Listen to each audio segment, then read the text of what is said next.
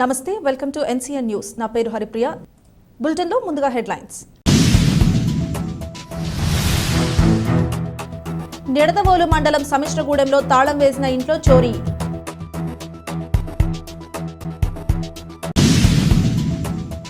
తూర్పుగోదావరి జిల్లా నిడదవోలు మండలం సమిశ్రగూడెంలో గత రాత్రి గరువు వీధిలో తాళం వేసిన ఓ ఇంట్లో చోరీ జరిగింది. గత రాత్రి ఇంటిలో గాలి ఆడక మేడపై నిద్రించేందుకు ఉపక్రమించారు ఇంటి యజమానులు. దీనినే అదునుగా తీసుకున్న ఓ దొంగ ఇంటికి వేసిన తాళాన్ని గుణపంతో పగలగొట్టి సుమారు 2 లక్షల రూపాయల నగదు, 1 గ్రాము బంగారం, హోండా యాక్టివా స్కూటర్ను అపహరించాడు. ఉదయాన్నే పరిస్థితిని గమనించిన ఇంటి యజమాని అలిజింగి అసిరయ్య ఇచ్చిన ఫిర్యాదు మేరకు పోలీసులు కేసు నమోదు చేసి దర్యాప్తు చేస్తున్నారు.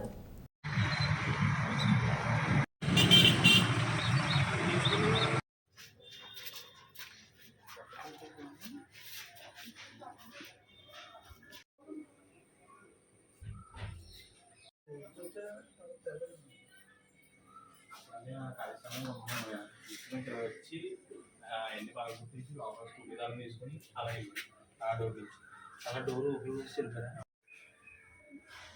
చేస్తున్నాను ఫోన్ ఎత్తట్లేదేమో.